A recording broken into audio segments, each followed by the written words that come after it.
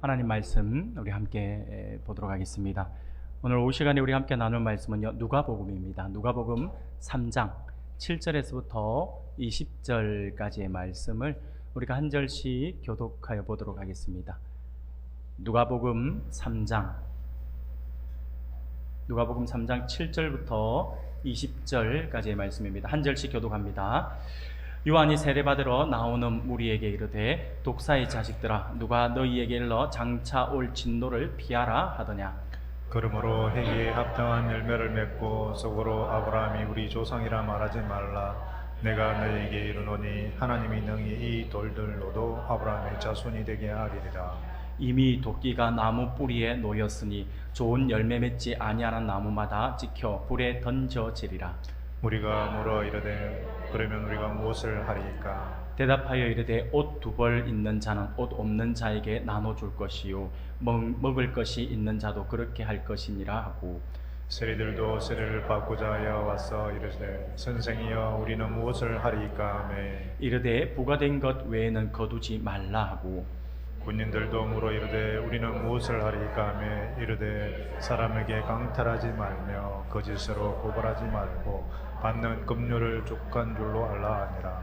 백성들이 바라고 기다림으로 모든 사람들이 요한을 혹 그리스도신가 심중에 생각하니, 요한이 모든 사람에게 대답하여 이르되, 나는 물로 너희에게 새 베풀거니와 나보다 능력이 많으신 이가 오시나니 나는 그의 신발끈을 풀기도 감당하지 못하겠노라. 그는 성령과 불로 너희에게 세례를 베푸실 것이요, 손에 키를 들고 자기의 타작 마당을 정하게 하사 알곡은 모아 곡간에 들이고 죽정이는 꺼지지 않는 불에 태우시리라.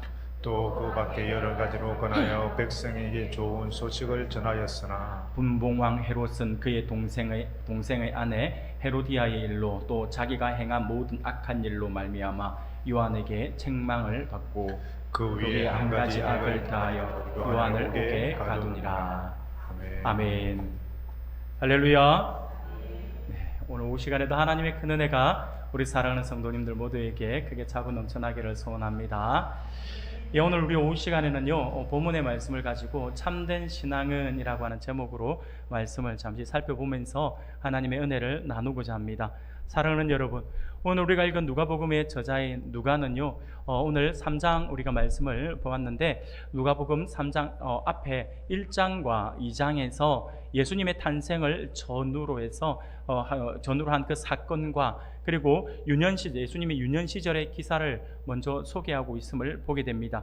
그리고 오늘 우리가 읽었던 3장이 포함된 3장 1절부터 4장 13절까지의 말씀을 통해서 이제 장성하신 예수님께서 완전하신 유일한 인자로서 불완전한 모든 죄인들을 구원하시기 위해 3년간의 공생애를 시작하시기에 앞서서 공생애를 위해서 준비하고 있는 사실을 기록하고 있습니다. 그래서 오늘 우리가 읽은 본문도 예수님의 공생애를 준비하고 있는 지금 과정이다라고 보시면 될 것 같습니다. 그 가운데 우리가 읽었던 오늘 본문의 말씀은요, 한마디로 이야기하면 예수님 앞에서 먼저 예수님의 길을 준비하고 예비했던 선구자라고 할 수 있는 세례 요한의 사역에 대해서 소개를 하고 있는 부분입니다. 그런데 누가가 이렇게 예수님의 사역을 언급하기에 앞서서 예수님의 선구자인 이 세례 요한의 사역을 먼저 언급하고 있는 것은요, 마치 고넬료의 집에서 베드로가 사도행전 10장 37절에 보니까 곧 요한이 그 세례를 반포한 후에 갈릴리에서 시작하여 온 유대에 두루 전파된 그것을 너희도 알거니와 라고 이렇게 베드로가 설교를 했는데, 이 베드로의 설교와 굉장히 유사하게 지금 생각을 하고 있는 거죠. 쉽게 말씀을 드리면 베드로의 이 설교 내용과 마찬가지로 누가는요, 세례 요한의 출현과 그리고 세례 요한의 사역에서부터 그리스도의 복음이 본격적으로 시작된다라고 보았기 때문입니다. 예수님부터가 아니라 그 앞에 준비했던 세례 요한의 사역부터 이제 메시아의 사역이 시작되었다, 하나님 나라가 도래했다라고 하는 것을 이야기하고 있다라고 하는 거죠. 누가는요, 메시아의 길을 예비함으로써 구약 시대를 마감하고 그리고 신약 시대를 새롭게 여는 세례 요한의 그 사역을 예수 그리스도의 사역의 연속선상에서 이해를 하고 있었다라고 하는 것입니다. 이러한 세례 요한의 출현은요, 그냥 막연하게 탁 등장, 갑자기 세례 요한이 탁 하고 등장한 게 아니에요. 세례 요한의 사역 또한 이미 하나님께서 구약의 선지자들을 통해서 예언되어진 그것이 이루어진 것입니다. 이사야 선지자가 이사야서 40장 3절부터 5절까지의 말씀에 보면 이렇게 말씀을 하고 있어요. 혹시 준비되어 있나요? 예, 우리가 같이 한번 읽어볼까요? 같이 읽겠습니다. 시작. 외치는 자의 소리여 이르되 너희는 광야에서 여호와의 길을 예비하라. 사막에서 우리 하나님의 대로를 평탄하게 하라. 골짜기마다 도두어지며 산마다 언덕마다 낮아지며 고르지 아니한 곳이 평탄하게 되며 험한 곳이 평지가 될 것이요 여호와의 영광이 나타나고 모든 육체가 그것을 함께 보리라. 이는 여호와의 입에 말씀하셨느니라. 아멘. 지금 이미 이사야 선지자를 통해서 이 말씀이 선포되고 있는 것이죠. 바로 예언의 이사야 선지자를 통해서 예언된 그 말씀이 세례 요한이 등장함으로 메시아를 준비하는 그 과정에서 이것은 예언의 말씀의 성취구나 라고 하는 것을 우리가 알 수가 있다라고 하는 거죠. 세례 요한의 사역은 백성들로 하여금 죄를 각성하게 했고요, 그리고 회개함으로 메시아를 맞이할 준비를 하게 하는 것이 세례 요한의 역할이었습니다. 그래서 그 메시아를 소개하고 증거하는 것까지 세례 요한의 사역이었다라고 하는 거죠. 이러한 세례 요한의 사역과 관련해서 오늘 본문의 말씀을 살펴보면 세례 요한의 외침은요, 전체적으로 볼 때 오늘 우리가 본문을 통해서만 보더라도 세례 요한의 이 외침은 세 부분으로 나누어서 살펴볼 수 있음을 우리가 알 수가 있습니다. 첫 번째 부분은요, 7절에서부터 9절까지의 말씀입니다. 요한은 행함이 동반된 참된 회개 없이 물 세례만을 받는다라고 하는 것은 무익하다라고 하는 사실을 경고하면서 더 늦기 전에 회개해야 한다라고 하는 것을 지금 회개를 촉구하고 있는 거죠. 유대인들은 그들이 아브라함의 자손이다라고 하는 이유 하나만으로 그들은 다 구원받은 하나님의 백성들이라고 이렇게 생각을 했습니다. 이에 세례 요한은 구원의 조건은 외적인 것에 있지 아니하고 내적인 것에 있음을 강조하고 있는 것입니다. 내가 아브라함의 자손이다 해서 내가 외형적으로 이스라엘 민족이라고 해서 구원받은 것이 아니라 내 안에 내면적인 것에서부터 시작된다라고 하는 것을 강조하는 것이죠. 그래서 이 내면적인 것을 시작하기 위해서 우리 안에 있는 그 죄성들, 그 죄들을 돌아보아야 한다라고 하는 거죠. 그래서 진정한 회개를 통한 삶의 변화를 지금 세례 요한이 촉구하고 있는 것입니다. 그리고 두 번째로 10절부터 14절까지의 말씀은요, 구체적인 이제 생활 윤리를 교훈합니다. 회개를 한다라고 했으면 그 회개를 했으면 입술로만이 아니라 행함으로 나타나야 된다라고 하는 거죠. 그래서 구체적으로 어떻게 살아야 한다라고 하는 걸 보여주고 있는 거죠. 그래서 부유하고 권력을 가진 자들에게 준 말씀인데, 가난하고 억눌린 자를 돕고 동정하며 정직하게 살아갈 것을 권면하고 있는 것입니다. 이것은 가난한 자와 소외된 자에 대한 누가의 깊은 이해와 관심을 반영하고 있는 부분이라고 할 수가 있습니다. 그리고 세 번째는요, 15절부터 이후의 말씀 17절까지의 말씀인데, 요한의 선포 중에 가장 핵심적인 것은 그의 뒤에 오실 메시아이죠. 바로 메시아를 소개하고 있습니다. 자신은 단지 메시아의 길을 예비하는 자일 뿐이며, 메시아는 눈에 보이는 세례가 아니라 참된 세례를 주실 것이고 종말에 심판을 행하실 분이시다라고 하는 사실을 선포하고 있는 것입니다. 이렇게 세례 요한은 메시아의 선구자로서 그의 길을 예비하는 사명을 성실하게 감당했다라고 하는 것을 오늘 말씀을 통해서 우리가 잘 알 수가 있습니다. 그리고 이후 18절부터 20절까지의 말씀을 보며 세례 요한이 투옥된 사건이 등장하고 있음을 보게 됩니다. 그런데 사실 다른 복음서를 우리가 함께 보면 세례 요한의 투옥 사건은 솔직히 이 오늘 본문에서 등장하면 안 되고 뒤에 등장해야 합니다. 그래서 세례 요한의 투옥 사건은요, 앞으로 좀 더 있어요. 뒤에 나타날 발생한 그러한 사건임에도 불구하고 이 저자인 누가가 굳이 뒤에 일어났던 사건을 끄집어 와서 지금 여기에 집어넣고 있는 거죠. 이렇게 집어넣어서 이 사건을 기록함으로써 뒤에 이어서 나올 예수 그리스도의 출현으로 말미암아 세례 요한의 사역이 마감되고, 그리고 복음의 핵심이 옮겨지게 되었다라고 하는 사실을 강조하기 위한 그런 누가의 의도적인 기록이라고 할 수가 있습니다. 그래서 세례 요한이 투옥됐다, 이제 그의 사역은 여기까지다, 그리고 이제 그가 증거했던 메시아가 오실 것이다, 메시아가 오셨다, 지금 그 이야기를 하고 싶은 것이 이 누가의 의도였다라고 하는 거죠. 사랑하는 우리 성도 여러분, 그런데 우리가 오늘 이 본문, 제가 방금 말씀, 오늘 본문의 말씀을 간략하게 정리를 해드렸는데, 오늘 우리가 읽은 이러한 본문의 말씀을 가만히 우리가 묵상하고 있으면 한 가지 아주 중요한 사실을 우리에게 가르쳐주고 있음을 보게 됩니다. 그것은 다름이 아니라 오늘을 살고 있는 우리 그리스도인들이 가져야 될 신앙이 어떠해야 하는가에 대한 가르침을 주고 있다라고 하는 것이죠. 우리가 신앙생활을 하고 있긴 하지만 우리의 신앙이 정말 진정한 참된 신앙을 가지고 있는 건지 그렇지 않은지 오늘 말씀에 빗대어서 우리가 한번 생각해 볼 필요가 있다라고 하는 거죠. 그래서 참된 신앙이 무엇인지, 그 참된 신앙을 가지면서 우리가 어떻게 나아가야 할 것인지에 대해서 말씀을 오늘 이 본문의 말씀이 우리에게 교훈으로 주고 있다라고 하는 것입니다. 그러므로 이 시간에는요, 이러한 본문의 말씀을 통해서 우리 성도들이 가져야 되는 참된 신앙이 어떤 신앙인지에 대해서 우리가 함께 살펴보면서 하나님의 은혜를 나누고자 합니다. 사랑하는 성도 여러분, 오늘 본문을 통해서 우리가 참된 신앙에 대해서 우리가 세 가지 정도로 우리가 함께 살펴볼 수 있을 듯 합니다. 첫 번째는요, 참된 신앙은 다름이 아니라 회개에 합당한 열매가 있는 신앙이다 라고 하는 것이죠. 그것이 7절부터 14절까지의 말씀을 통해서 그것을 우리에게 가르쳐 주고 있습니다. 세례 요한은요, 삶이 구체적으로 변하는 회개를 선포했습니다. 그냥 단순하게 네 뒤에 돌이켜 반성해, 잘못했잖아, 이 정도로 끝나는 것이 아니라 바로 진정한 삶이 변하는, 그래서 삶이 변하는 삶의 속에서 나타나는 그 회개의 열매를 맺어야 한다라고 하는 사실을 우리에게 말씀해 주고 있는 것이죠. 8절을 우리가 함께 읽어보겠습니다. 8절 같이 읽겠습니다. 시작. 그러므로 회개에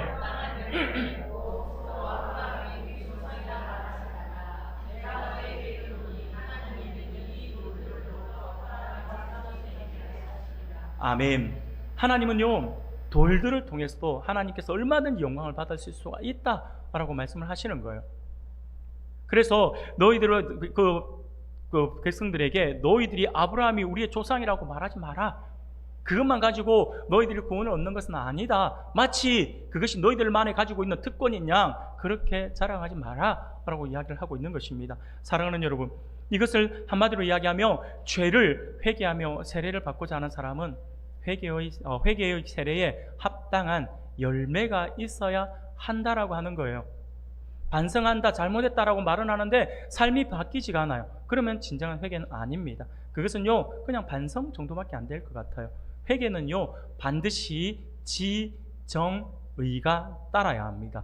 내 죄가 무엇인지 깨달아져야 되고요, 그것이 얼마나 충격적이고 심각한 것인지를 내 가슴에서 그것이 느껴져야 돼요. 그래서 그 죄 때문에 내가 죽는구나, 그 죄 때문에 내가 죽음에 이르게 되는구나라고 하는 것을 안타까워하면서 그 죄로 인해서 내가 눈물을 흘릴 수 있어야 합니다. 그리고 반드시 나타나야 되는 거 바로 의죠. 의지적 결단이에요. 행함이 나타나야 한다라고 하는 거죠. 깨닫고 감정으로 그 죄를 미워하고 다시는 그 죄를 저지르지 않겠다라고 하는 돌아섬이 있어야 한다라고 하는 거죠. 그게 진짜 회개입니다. 그래서 회개의 3요소라고 합니다. 지, 정, 의. 이것을 우리는 회개의 3요소라고 이야기를 하는 것입니다. 사랑하는 여러분, 그러면 조금 더 구체적으로 회개에 합당한 열매를 맺어라 라고 이야기했는데, 회개에 합당한 열매는 뭘 말하는 걸까요? 오늘 본문에서 우리에게 뚜렷하게 말씀해 주고 있어요. 그게 뭐냐면 한마디로 딱 정리를 하면 변화된 삶이에요. 변화된 삶. 회개에 합당한 열매는 다름이 아니라 변화된 삶이다라고 하는 거죠. 이 변화된 삶은요, 조금 더 구체적으로 말씀에 입각해서 자신의 삶의 자리에서 이웃에게 해를 끼치는 불의한 일을 하고 있었다면 그것을 끊어야 한다라고 하는 거죠. 중단해야 한다라고 하는 것입니다. 내가 나아가서 자신의 것으로 자족하면서, 오늘 오전에도 우리가 말씀을 나누었잖아요. 자족하는 마음을 가지고 긍휼과 공의를 실현하고 이웃을 돌보는 삶으로 돌아서야 한다라고 하는 거죠. 그것이 바로 회개에 합당한 열매를 맺는 삶이다라고 하는 거죠. 주변을 돌아봐야 한다라고 하는 것입니다. 사랑하는 여러분, 참된 신앙은 바로 이런 회개, 참된 회개가 나온다라고 하는 사실을 우리가 분명히 기억해야 합니다. 여기서 말하는 참된 회개는요, 행하던 모든 불의를 중단하게 하는 거죠. 예수 그리스도의 십자가를 알고 하나님의 거룩과 의로움의 영광을 보았기 때문에 더 이상 죄된 삶을 살 수 없다라고 하는, 진짜 하나님을 만나고 진짜 하나님을 향한 온전한 신앙을 가지고 있다라고 한다면 반드시 그 신앙 안에 참된 회개가 따라오게 되어 있다라고 하는 거예요. 행하던 모든 나의 삶을 돌이키게 되어 있습니다. 내가 앞에서 회개한다 그러고 내가 바른 신앙을 가지고 있다라고 말을 하는데 내 삶은 전혀 변하지 않아요. 그러면 그것은 참된 신앙이 아니에요. 그냥 신앙인일 뿐이에요. 그냥 그 사람들, 죄송합니다, 종교인일 뿐이에요. 그저 사람들이 가지고 있는 모습만 따라하는 거죠. 사람들이 은혜 받고 있으면 은혜가 뭔지도 모르고 은혜 받은 척하는 거죠. 사람들이 돌이키고 사람들이 바르게 신앙생활, 이게 그렇구나 하면 나도 그렇게 하는 척하는 거예요. 근데 있잖아요, 의외로 한국 교회 안에 이렇게 척하는 성도들이 너무 많아요. 진짜 신앙을 가지고 있지 않고, 그래서 참된 회개가 이루어지지 않는 모습을 보면서 참으로 많이 안타까움들을 자아내게 하고 있습니다. 사랑하는 여러분, 진짜 제대로 신앙을 가지고 있는 사람은 참된 회개의 삶이 나타나요. 더 이상 죄된 삶을 살 수가 없어요. 진짜 신앙을 가지고 있으면요.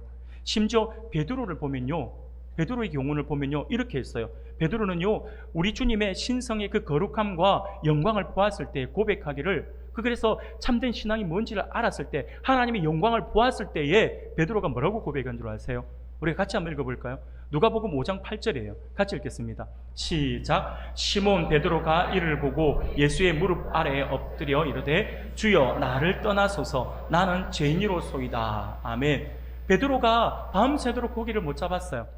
밤새도록 고기 한 마리 못 잡은 그때에 이제 지쳐서 그물을 씻고 있는 그때에 예수님께서 베드로에게 오셔가지고 다시 그물을 던지라고 하는 거예요. 깊은 데로 가서 그물을 던지라고 했어요. 근데 베드로가 뭐라고 했습니까? 내가 해봤다라고 이야기하지 않고 그가 뭐라고 했냐면, 밤새도록 내가 고기를 잡아서 한마디도 잡지 못해 수고했지만, 헛수고만 했지만 내가 말씀에 의지하여서 다시 그물을 내리겠습니다라고 한 거예요. 그래서 그 말씀을 가지고 말씀을 붙들고 다시 나가서 그물을 던졌어요. 근데 우리가 알고 있는 것처럼 힘이 이룰 수 없는, 혼자서는 끄집어내지 못할 정도로 옆에 있는 다른 배의 친구들을 와서 좀 도와달라고 해서 그물을 끌어올려서 고기를 잡을 정도로, 올릴 정도로 만선의 기쁨을 누리지 않아요.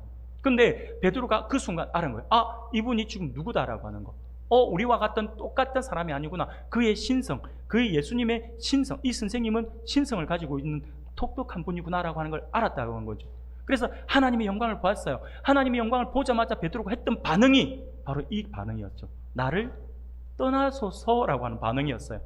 여러분, 베드로는요, 정말 어떻게 보면 예수님의 말씀을 듣고 만선의 기쁨을 누렸잖아요. 근데 어떻게 보면 이게 기가 막힌 은혜의 시간이잖아요. 어마어마한 기적을 체험한 거잖아요. 어마어마한 기적을 체험한 그 순간에 주님으로 하여금 왜 자신을 떠나라, 이렇게 베드로가 이야기를 하고 있는 것일까요?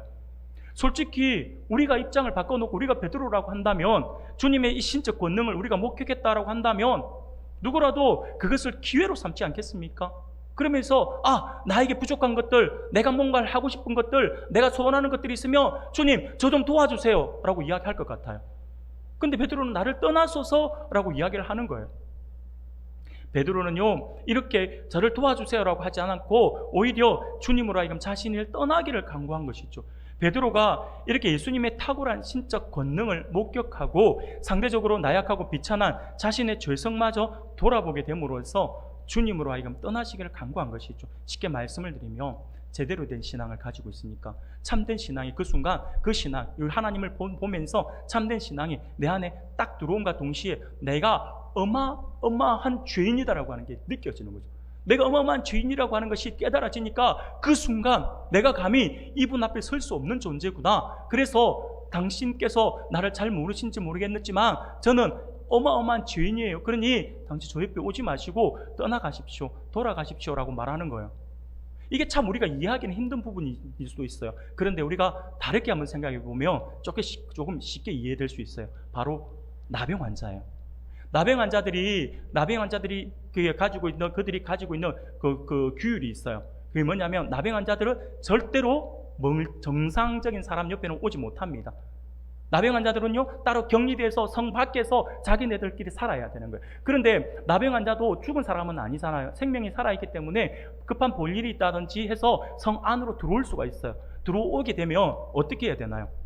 머리를 풀어헤치면서 사람들이 오면, 사람들이 길을 가면 이 사람들은 한쪽 가세로, 제일 가 쪽으로 해서 길을 가야 돼요. 그 길을 가면서 입술 아랫입술을 밑입술로 덮어서, 그러면서 사람들이 오면 누군가가 나를 발견해서 누군가가 내 옆에 혹시나 몰라서 오게 되면 그거 해야 되는 게 있어요. 손을 흔들면서 못 오게 해야 되는 거예요. 나는 나병 환자입니다. 나는 나병 환자입니다. 그러니 저 옆에 오지 마십시오. 그러면 그 소리를 들은 사람들은요 깜짝 놀라게 되는 거죠. 그러면서 성질이 좀 고약한 사람들은 에이 네가 왜 성에 들어왔어? 그러면서 돌을 들어 던지는 거예요. 근데 그 돌을 들어서 사람을 던져가지고 나병 환자가 맞아가 상하더라도 그건 죄가 아니에요. 그만큼 나병 환자들은 비참한 삶을 살아야 되는 거죠. 사랑하는 여러분, 지금 베드로의 고백은 나병 환자의 고백과 같은 거예요. 나는 죄인입니다. 나는 죄인입니다. 그러니 내 옆에 오지 마십시오. 이 말이에요. 이 말. 나병 환자가 마치 나는 나병 환자입니다. 그러니 나에게 가까이 오지 마세요 하면서 밀어내는 것과 같은. 그러니까 쉽게 말씀을 드리면 베드로는요 주님을 만남과 동시에 참된 신앙을 가지고 참된 회개 안에서 내가 누구인지를 깨달아서 주님으로 하여금 나를 떠나시라 라고 이렇게 외치고 있다라고 하는 거죠. 이게 참된 신앙에 가진 사람들이 볼 수 있는 바른 모습입니다. 사랑하는 성도 여러분, 교회에 열심히 다니고 각종 봉사를 하더라도 불의한 일을 중단하지 않으면 그것은 회개의 삶이라고 말할 수가 없어요. 열심히 봉사한다고 해서, 열심히 교회에서 처리한다고 해서, 열심히 기도 많이 한다고 해서 우리의 죄가 없어지는 게 아니에요. 우리의 죄에 대한 면죄부가 될 수가 없어요. 사랑하는 여러분, 그것은 회개의 삶이 아닙니다.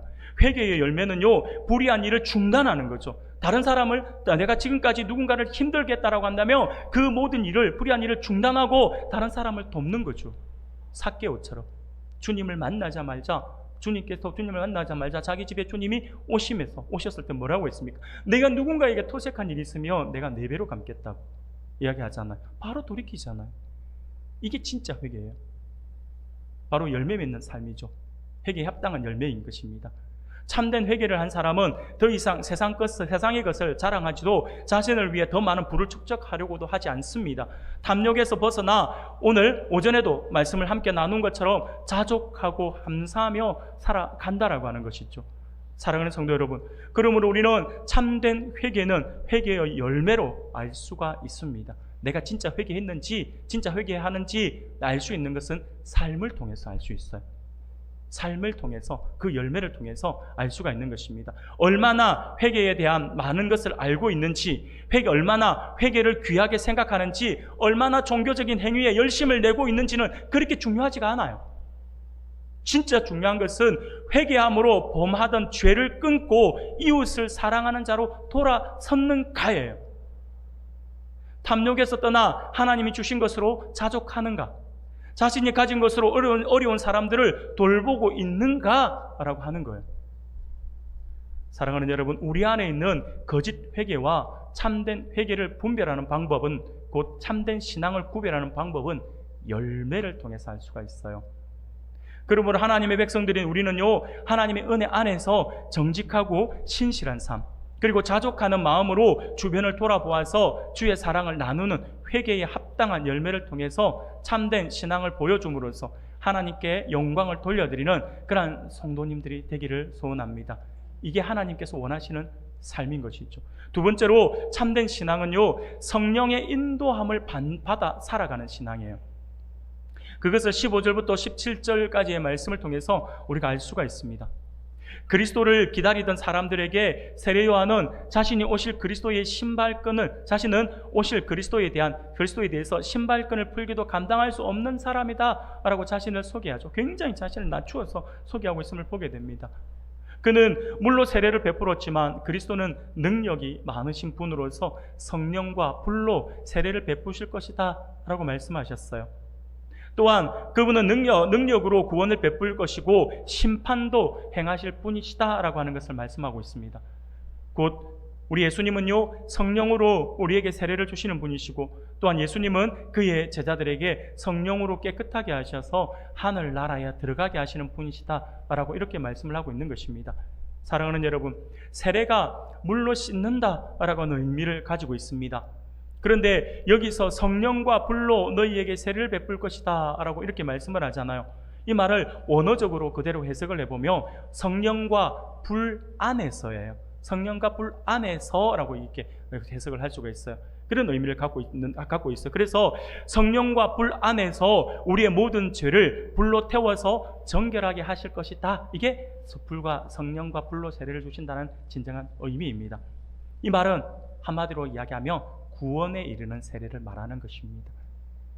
물로 세례는 받는 것은요, 구원의 증표가 아니에요.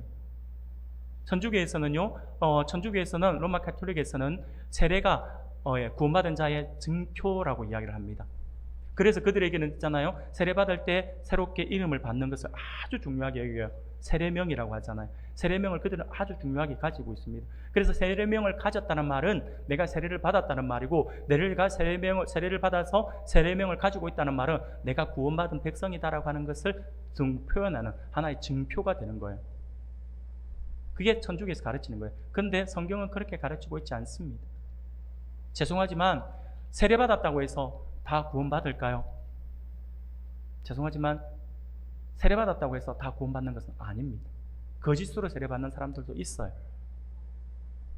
논산훈련소를 가보면요, 저도 논산 출신이 아니라서 제가 잘 모르겠습니다. 한 번도 경험해 보지 않아서 요즘에도 그렇게 하는지 모르겠는데, 제가 나중에 우리 동기들이라든지 사람들 이야기 들었을 때, 군인들 논산훈련소 가잖아요. 그러면 이제 군대 전국에서 이제 논산에서 전국으로 흩어질 때에 마지막에 목사님들이 밖에서 이게 들어오셔가지고 세례를 해요. 세례를 이제 몇 분은 있는데, 예수 믿고 이제 내가 고백하는 사람들은 나오라, 세례 받는다라고 하면요, 한 말 그대로 베드로처럼 한 3,000명, 5,000명씩 뭐 세례 받고 막 그러는 거예요. 그 혼자서 세례 다 못 주잖아요. 그러면 그 세례식 할 때는 밖에 있는 목사님들 다 초청해가지고 줄을 딱 세워가지고 그냥 그 세례도 제가 안 봐서 모르겠으면 저도 이야기만 들었습니다. 그냥 물을 가지고 성부와 성자와 성령의 이름으로 세례를 주노라, 이게 아니에요. 그냥 찍어서 톡 뭐 이렇게 세례를 준다 하더라고요. 근데 어쨌든 우리가 있잖아요, 그렇게 그 줄 서가지고 세례를 받는 그 세례도 우리 한국 교회 안에서는 그 세례를 인정합니다. 목회자를 통해서 주어진 세례이기 때문에, 성부와 성자와 성령의 이름으로 준 세례이기 때문에 그것을 인정해줘요. 그런데 그렇게 세례받은 사람들이 정말 신앙을 가지느냐라고 하는 거예요. 가지지 않아요. 예전에 제가 알고 있는 사람 중에 한 분이 자기가 군대에 있을 때 세례를 받았어요. 근데 신앙생활을 안 하다가 나중에 와서 나 신앙생활을 하려고 하니까 자기도 교회에서 하는 이 세례의식, 이걸 하고 싶은 거예요. 저 다시 세례 주시면 안 됩니까? 안 됩니다라고. 제 세례는 있을 수 없습니다. 교회 군대에서 받은 것도 인정합니다 라고 이야기를 하면서 교육만 시켰던 기억이 납니다. 사랑하는 여러분, 우리 예수 믿는 사람들의 세례는요, 물 세례는요, 구원의 증표가 아닙니다. 우리의 구원의 증표는 뭘까요? 그러면 바로 불과 성령과 불로 준 바로 그 세례입니다. 그래서 이 성령과 불로 세례를 받는다라고 하는 것은 바로 구원에 이르는 세례를 말하는 것이죠. 그러므로 성령과 불로 세례를 받았다라고 하는 것은요, 예수 그리스도로 말미암아 이 땅에 하나님의 나라가 이미 임했으며 하나님의 백성은 그 나라에 들어갔음을 의미하는 것입니다. 이는 곧 하나님 나라는 성령과 함께 임하며 존재하기 때문인 것이죠. 또한 성령으로 세례받는다라고 하는 것은 성령으로 깨끗하게 되어서 새로운 존재가 되었다라고 하는 것을 뜻하는 것입니다. 우리가 예수님을 구주로 믿을 때에 성령께서 오셔서 우리 안에 내주하십니다. 이로 인해서 우리의 생각과 마음이 근본적으로 변하게 되고 우리의 삶의 방향과 목적, 가치관 등이 바뀌게 되어서 과거에는 나를 위해서 살았지만 이제는 내가 주를 위해, 하나님 나라 영광을 위해 살아가겠노라고 외치고 그렇게 살아가게 되어 있다라고 하는 거죠. 이것이 바로 성령의 인도하심을 받아 살아가는 사람인 것이죠. 참된 신앙의 사람. 결국 첫 번째와 두 번째도 어떻게 보면 유사하게 흘러가죠. 바로 삶에서 나타나는 거예요. 내가 구원받은 자의 삶을 살아가고 있는가, 그러지 못한가의 모습을 보면 알 수가 있어요. 사랑하는 여러분, 그러므로 우리는 매일매일 이러한 성령의 인도함을 받아서 살아감으로써 참된 신앙인으로서 하나님을 기쁘시게 하는 우리 성도님들이 되기를 소원합니다. 세 번째입니다. 마지막 세 번째는요, 참된 신앙은 다름이 아니라 핍박을 감당할 수 있는 신앙이에요. 핍박을 감당하는 신앙, 그게 참된 신앙입니다. 18절에서부터 20절까지의 말씀에서 우리에게 그걸 소개하고 있어요. 누가가요? 성령으로 변화된 사람은 세상 사람들과 다른 삶을 살기에 고난과 핍박을 당하기도 합니다. 세상은 돈, 명예, 사람들의 인정, 성공 등으로 우리를 유혹하죠. 그러나 이 같은 방법으로 유혹할 때에 우리가 그것과 타협하지 않으면 그것으로 인해서 고난을 당하기도 합니다. 그러나 그러한 고난으로 인해서 누군가는 그러한 고난으로 인해서 두려움, 그 고난으로 인한 두려움으로 인해서 순수한 신앙을 저버리기도 하고요, 변질시켜 버리기도 합니다. 내일 모레 다음 주 이제 금요일 우리 청년들 수련회를 하잖아요. 그래서 청년들에게 제가 부탁을 받았어요. 부탁을 받아서 강의를 하나 해달라고 해서 강의를 제가 준비를 하는데, 바로 히브리서를 제가 강의를 하는데, 히브리서의 기록 목적이 미리 말씀을 드리면 안 되는데, 히브리서의 기록 목적이 이거예요. 오늘 말씀과 연결되어서 잠깐 소개하며, 히브리서의 기록 목적은요, 바로 배교예요. 배교. 많은 어떤 위협, 세상에서의 내가 고립되는 그것이 너무 두려운 나머지 주를 버리고 다시 유대교로 돌아가려고 하는 사람들을 대상으로 해서 그가 기록한 거예요. 이게 그 저자가 기록한 거죠. 그래서 배교는 안 된다라고 하면서 구구절절히 이야기를 하고 있는 것이 히브리서예요. 내용이 어떤 내용인지 궁금하신 분들은 15일 날 교회 오시면 됩니다. 청년들과 사이에 끼어 있으면 됩니다. 사랑하는 여러분, 왜 제가 이 말씀을 드리냐면, 이게 우리가 세상을 살아가다 보면 이런 것들 많이 당하는 거예요. 요즘에는요, 옛날에는 눈에 보이는 핍박이었잖아요. 예수 안 믿게, 못 믿게, 그렇잖아요. 예수 교회만 나가봐라, 다리 몽둥이를 확 붙들어 버린다 하자고, 교회만 나가봐라, 그냥 막 머리를 확 밀어버린다. 실제로 그런 분 많았잖아요. 아내는 신앙을 가지고 있고 남편은 신앙을 가지고 있지 않는데, 남편이 못 가게 하니까 아내가 끝까지 나오니까 진짜 밤에 잘 때 바리깡 들고 와가지고 머리를 확 잘라버렸다잖아요. 그럼에도 불구하고 머리에 두근 쓰고 오신 분이 우리의 어르신들, 어머니들, 할머니들의 신앙이었어요. 제가 알고 있는 제 제자도 그런 경우가 있었어요. 고등학생이었는데 여자아이. 얼마나 예민할 때예요.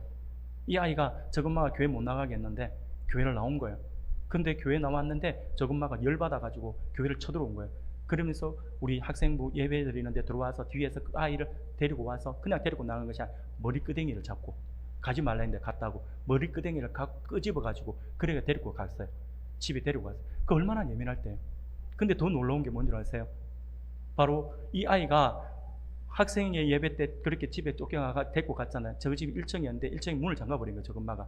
근데 이 아이가 너무 예배 중간에 나왔다라고 하는 그것 때문에 너무 마음이 무겁고 힘들어서 자기가 부끄럽고 막 이렇게 머리끄댕이 끌려 나갔다 부끄러운 게 아니라 하나님께 온전한 예배 드리지 못했다고, 그러면서 창문을 열고 맨발로 교회 와서 오후 예배 시간 뒤에 앉아 있었어.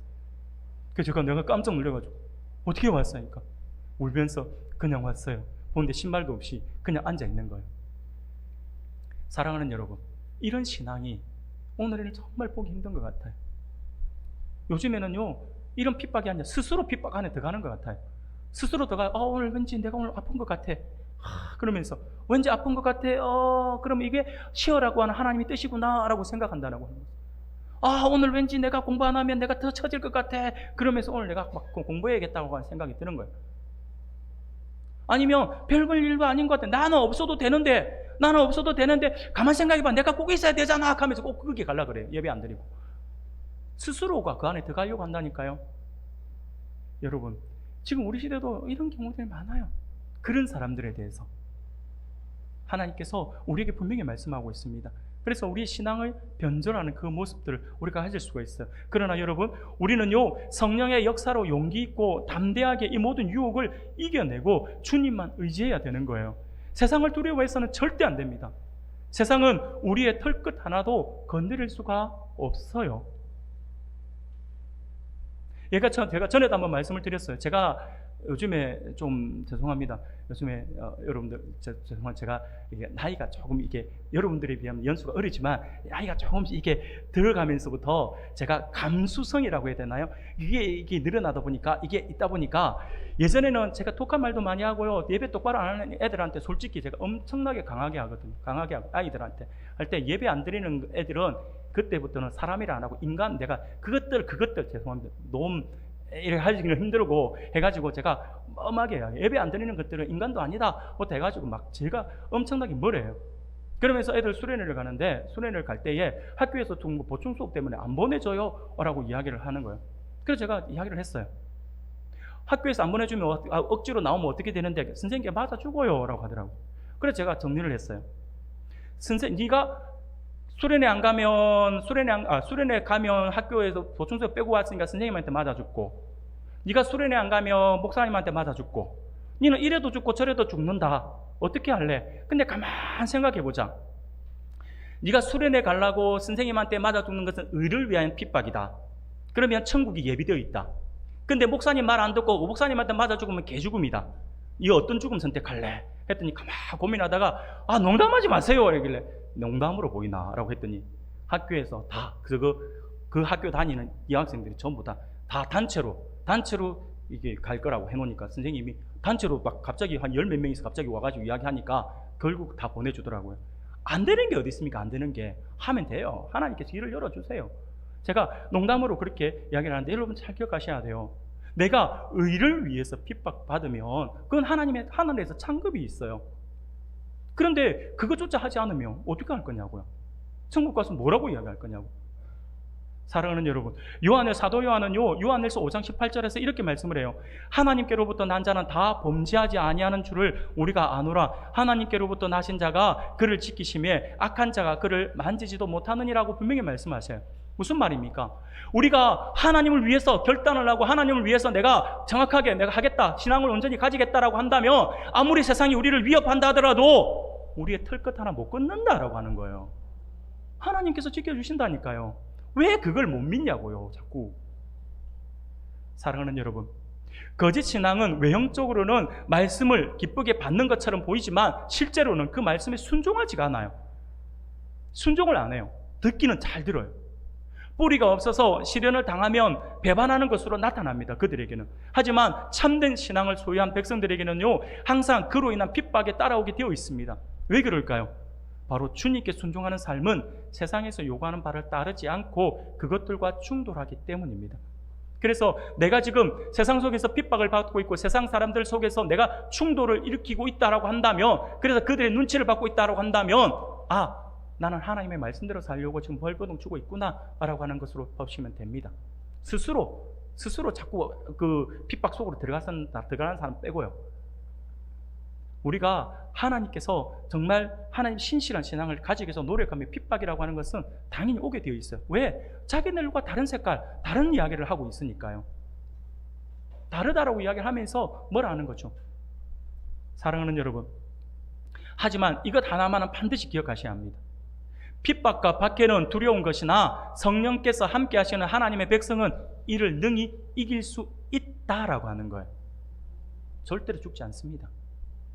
이것이 바로 성령의 인도하심을 받는 사람들의 놀라운 은혜이며 참된 신앙을 소유한 하나님의 백성들의 진정한 모습인 것입니다. 사랑하는 여러분, 사도 바울은요, 고린도후서 13장 5절에서 이렇게 말씀을 했어요. 우리 같이 한번 읽어봅시다. 같이 읽겠습니다. 시작. 너희는 믿음 안에 있는가? 너희 자신을 시험하고 너희 자신을 확증하라. 예수 그리스도께서 너희 안에 계신 줄을 너희가 스스로 알지 못하느냐? 그렇지 않으면 너희는 버림받은 자니라. 아멘. 사랑하는 여러분, 바울이 지금 뭐라고 이야기하고 있는 것입니까? 우리 성도들이 참된 신앙을 가지고 있는지 그렇지 않은지 자신을 시험하고 우리의 신앙을 확증하라라고 이렇게 말씀을 하고 있죠. 여러분, 오늘 오후 시간에 하나님께서 우리에게 주신 말씀들 우리가 분명히 기억할 수 있기를 바랍니다. 그래서 우리에게 주신 이 말씀 기억해서 오늘 우리가 참된 신앙을 가지고 있는지 그렇지 않은지 오늘 우리가 스스로 한번 살펴볼 수 있기를 바랍니다. 스스로 한번 비추어 보시길 바랍니다. 스스로 한번 시험도 해볼 수 있기를 바랍니다. 그래서 그 회개에 합당한 열매를 맺는 삶을 살아가고 있는지, 입술만 회개하고 삶의 행함에 있어서 그 열매가 전혀 없는지 한번 돌아보자라고 하는 거죠. 그리고 내가 성령의 인도함을 받는 그런 삶을 살아가고 있는지 그렇지 않은지, 그리고 마지막으로 핍박이나 고난이 올 때에 내가 그 핍박이나 고난을 능히 감당하는지 아니면 그 핍박이나 불의 앞에 무릎을 꿇고 마는지 나의 신앙을 돌아보자라고 하는 거죠. 그러면 오늘 우리의 모습을 돌아보아서 참된 신앙을 소유한 하나님의 백성으로서 더욱 삶으로 드러나는 회개에 합당한 열매를 맺을 수 있고 성령의 인도하심을 따라 살며 우리 앞에 당하는 핍박과 고난이 있다 할지라도 성령의 인도하심으로 그것을 능히 이겨냄으로써 참된 신앙인으로서 많은 이들의 표본이 되어서 하나님을 더욱더 기쁘시게 하고 나아가서 세상의 많은 사람들에게 그리스도의 선하고 아름다고 진한 향기가 되어 살아가면서 하나님을 영화롭게 하는 우리 모든 성도님들이 다 되시기를 주님의 이름으로 축원합니다.